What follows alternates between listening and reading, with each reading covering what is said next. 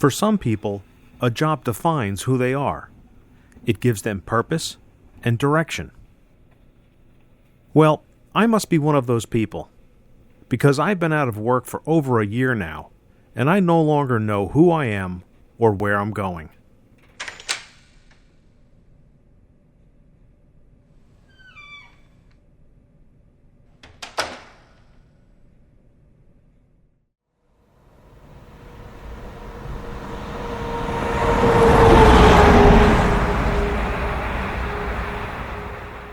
Being in my 50s, it's hard not to think of myself as a piece of outdated computer hardware that has no drivers for the latest operating system. Since the hardware is no longer useful, you just throw it away and get a new one. It feels like this is my penance for deciding to go back to school so late in life, but I felt I just couldn't continue on with the way things were going. I was trying to climb the corporate ladder, but in reality, I was walking up a down escalator. Now, I can only speak for myself, but it's a terrible, frightening feeling to be stuck in a dead-end job. It's like you're standing at the ocean's edge as the tide comes in, and your feet are encased in a block of cement. A sense of utter dread and doom overwhelms you as you look skyward and shout a fervent, terrified prayer for help. And you can do nothing but ask yourself, is this all there is? Is this all I was meant for? Will my life's work amount to anything? It makes me wonder if Sisyphus ever thought about giving up and letting his rock roll backwards and crush him. For years, the voice of self-preservation in the back of my head cried out for me to take action, but I ignored it, thinking things would change. And they did, but not for the better. When the company I was working for declared bankruptcy and went out of business, I had to take contract jobs, and every one I took was worse than the one before. All I really wanted was a chance to contribute to the growth of a company and make a difference in what I was doing. But it seemed that type of job was just nowhere to be found. I mean, I always felt I had more to offer an employer than just performing simplistic tasks and punching a clock. But as more and more job functions became outsourced and pushed to the cloud, I saw my aspirations evaporating like water on hot pavement. Soon, it was clear that I was at the end of my rope, and I had no slack left to tie a knot and hang on. But it was at that moment that I realized I would regret the things I didn't do more than the things I did. So, in a leap of faith, I let go of the rope and descended into the unknown.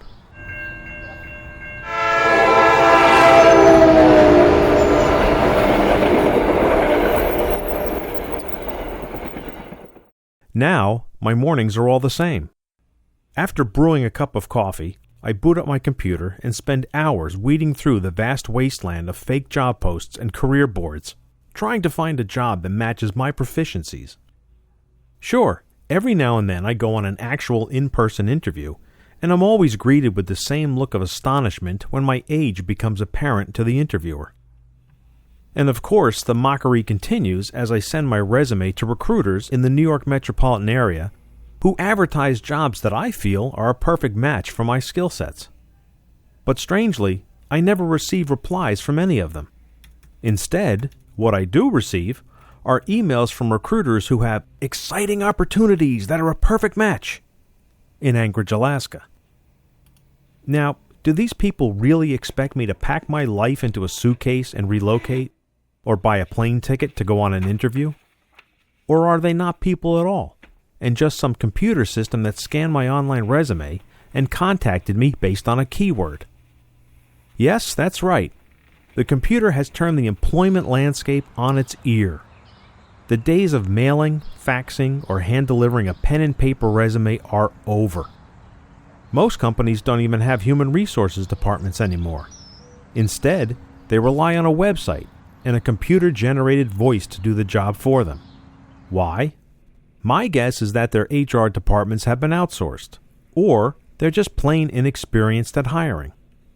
Whatever the reason, it's apparent they don't want to put any skin in the game, and would rather embrace a process that has been stripped of all humanity. And the definition of a qualified applicant has been redefined as well. Interns and entry-level applicants are now required to have 1 to 3 years of experience, rather than simply graduating from college and learning the rest on the job. This begs the question, why would anyone with 3 years of experience apply for an entry-level job?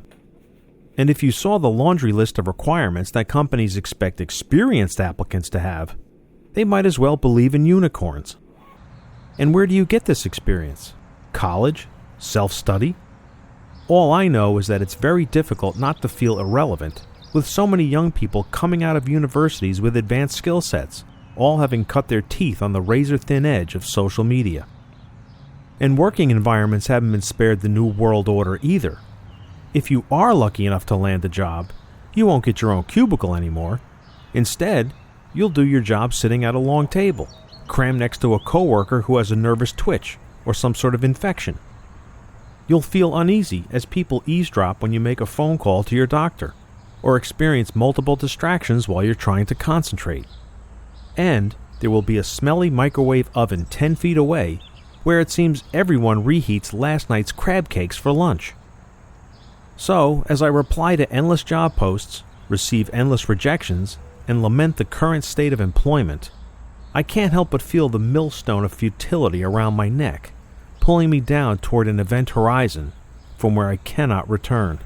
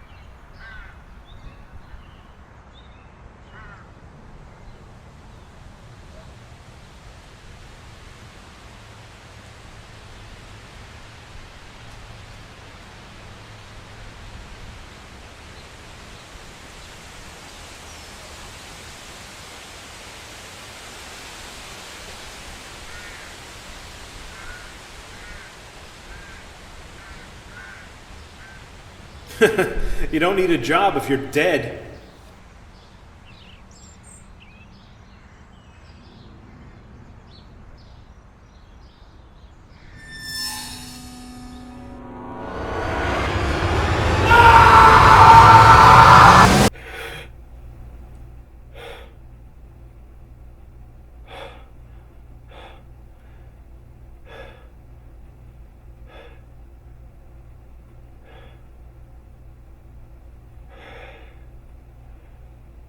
Well, the stress of job hunting can certainly take its toll. And if I'm not having nightmares, I'm usually trying to clear my head by sitting at train stations and watching trains go by. Actually, they say trains and train stations can be metaphors for life. Stations themselves can represent a beginning and an end. It's the place where people depart and begin a new chapter in their lives, and where others arrive having successfully completed their journey. But what if my train never arrives? Will I then be stuck in limbo? Or could I be waiting for a train that I hope never arrives because I know I won't make a purchase at the ticket window anyway? Yes, the constant rejections and letdowns have slowly eroded my confidence and left me hobbling on the mentally debilitating crutch of self-doubt. And it makes me question everything. Do people think my knowledge is outdated? Am I looked upon as someone who is old, set in his ways, and not willing to compromise? Do they think I'm just biding my time until retirement? Do I have low self-esteem from reading online profiles of the employed, who portray themselves as so successful that nothing could possibly be wrong in their lives? Am I losing my soul to the soulless efficiency of the machine?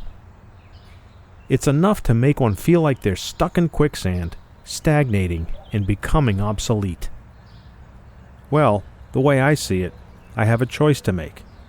I can either hold true to my convictions, stand tall, and persevere, or I can go back to the job I did before and forever avoid the look of defeat in my bathroom mirror.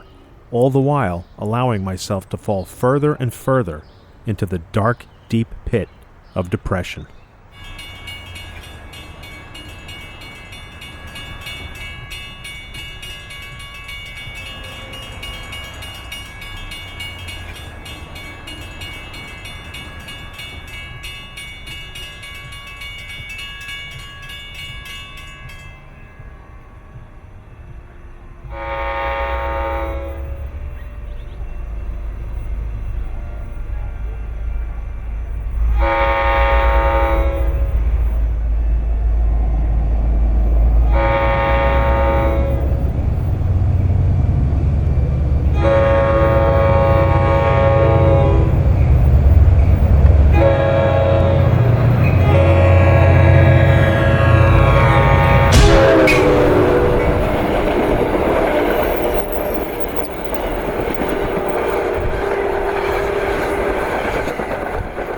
It's not going to happen. I will no longer live in fear of the decision makers who pass judgment behind comfortable desks in corner offices. If they want to require applicants to have experience that no human being could possibly obtain in a lifetime, then let them bring it on, because I am a jack of all trades and very much like an adjustable wrench. I'm able to adapt to tough situations, tackle many tasks, and get the job done. And I've always been dedicated to making my employer's company a success, day and night, weekends and holidays. And I gladly offer suggestions to improve the work environment around me. I'm also friendly, conversational, and I have the ability to be empathetic to other people's feelings. I'm optimistic, thoughtful, and outgoing, and I've always viewed myself as a good-hearted person who's willing to lend a hand to someone in need. I should think employers who want to succeed would embrace those qualities in a person. But if they can't look past their bottom line and actually see them, then let them forever wallow in their own short-sightedness. I will break the crutch of self-doubt over my knee, step off the down escalator, and take the express all the way to the top. I know who I am, what I can do, and all that I can be. I will not be discouraged, nor will I quit, and no one can stop me, not even you. So, to all the hiring managers, recruiters, and human resources personnel, your bottom line mentality will not deter my spirit. In fact, I will prevail and eventually rise above your often inexplicable behavior and irritating tactics. You can count on it. But if you're not like all the rest and want to be a part of my success, then roll up your sleeves and let's get to work. Because I'm ready.